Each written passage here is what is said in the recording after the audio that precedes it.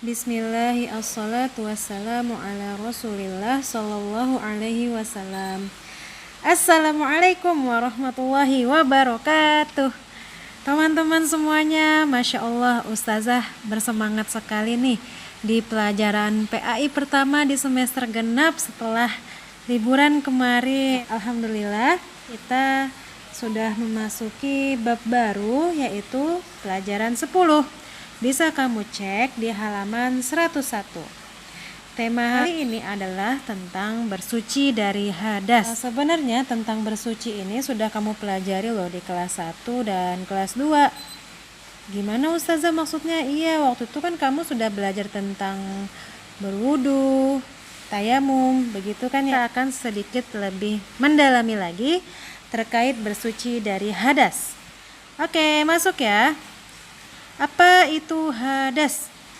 Nah, hadas ini adalah keadaan tidak suci. Nah, gimana maksudnya? Ya, keadaan tidak suci pada diri seorang muslim yang menyebabkan dia dilarang melakukan ibadah tertentu. Karena kalau misalkan melakukan ibadah tersebut, dia tidak sah. Nah, ibadahnya itu apa aja? Ibadah tertentunya itu seperti sholat, seperti membaca Al-Quran, seperti kalau umroh atau kalau haji itu ada tawaf mengelilingi Ka'bah. Nah, itu juga tidak sah. Kemudian jika ingin ibadah, bagaimana cara mensucikannya? Cara mensucikannya bisa dilihat dari sumber hadasnya.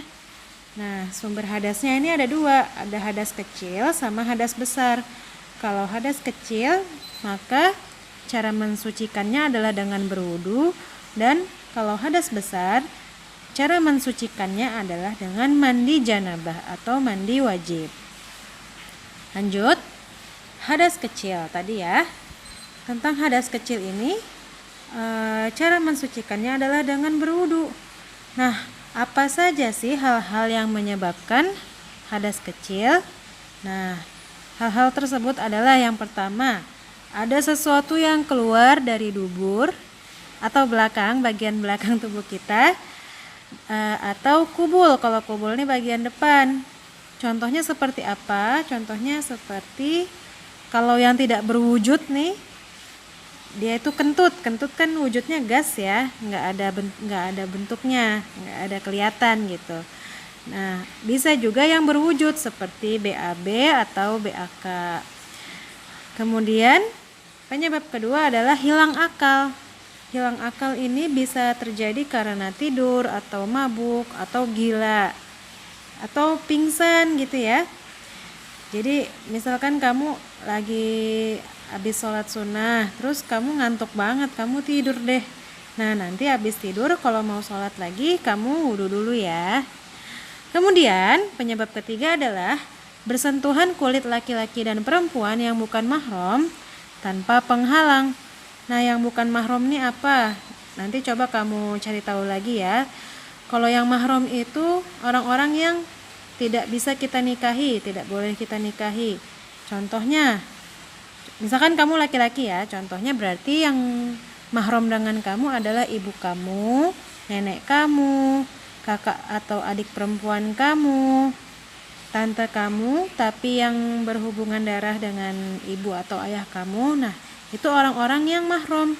Berarti kalau bersentuhan kulit dengan mereka tidak apa-apa. Namun kalau kita bersentuhan kulit dengan lawan jenis yang bukan mahram, baru nanti berwudu lagi gitu.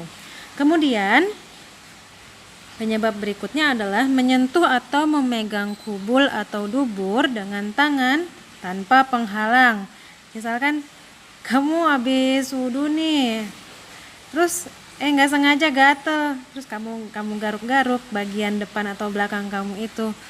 Nah, itu berarti membatalkan wudu ya.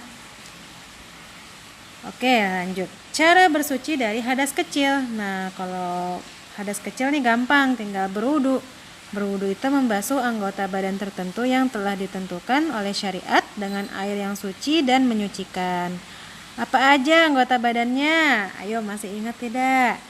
Nah, sebelum berwudu, orang yang berhadas kecil, ini berhadas kecilnya yang berwujud ya, yang BAB atau BAK tadi. diwajibkan untuk beristinja. Beristinja ini bahasa Indonesianya cebok gitu ya. Jadi diwajibkan cebok terlebih dahulu. Kalau kentut cebok enggak? Atau kalau tidur atau pingsan cebok enggak? Enggak usah. Kan ini yang ada wujudnya. Seperti itu. Kemudian jika tidak ada air untuk berwudu atau dalam keadaan sakit yang mengharuskan seseorang tidak boleh kena air, maka bersuci dari hadas kecil bisa dengan tayamum. Tayamum ini menggunakan debu yang suci dan menyucikan. Lanjut. Nah, hadas besar. Hadas besar ini keadaan tidak suci yang mewajibkan seseorang mandi janabah. Ini kurang huruf G. Seseorang ya. Jadi kalau kita hadas besar, kita hadas besarnya itu tidak bisa dihilangkan hanya dengan berwudu, tapi perlu dengan mandi janabah. Apa saja sih hal-hal yang menyebabkan hadas besar? Yaitu yang pertama meninggal dunia. Jadi kalau orang meninggal itu dia dimandikan. Mandi sendiri enggak lah, namanya juga udah meninggal. Kemudian orang yang haid. Nih kamu nih sudah kelas 4 untuk yang putri, mungkin sebentar lagi sudah mau haid atau malah mungkin sudah haid. Jadi kalau misalkan nanti mau sholat lagi, kalau sudah suci, nah itu mandi dulu, mandi janabah dulu ya. Kemudian nifas ini terjadi pada ibu yang habis melahirkan. Nah jadi keluar darah seperti haid, sama gitu ya, cuma lebih panjang waktunya dibandingkan haid. Nah, bagaimana cara bersuci dari hadas besar? Cara bersuci dari hadas besar yaitu mandi janabah atau mandi wajib. Tata caranya adalah mengalirkan air ke seluruh badan mulai dari ujung rambut sampai ujung kaki sambil berniat untuk mandi janabah. Caranya gimana ya? Kayak mandi biasa aja gitu.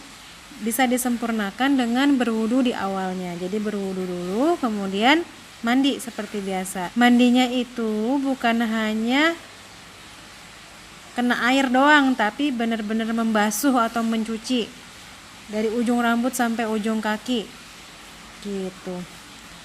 Nah, untuk mandi janabah juga harus menggunakan air yang suci dan menyucikan. Jika tidak ditemukan air, maka bisa menggunakan tayamum dengan debu yang suci. Tata caranya sama dengan tayamum bagi orang yang berhadas kecil. Tapi untuk hadas besar ini, kalau misalkan sudah ketemu air, maka ya tetap mandi gitu ya. Alhamdulillah kita sudah mempelajari cara bersuci dari hadas kecil maupun hadas besar. Jika ada pertanyaan, boleh ditanyakan di kolom komentar ya.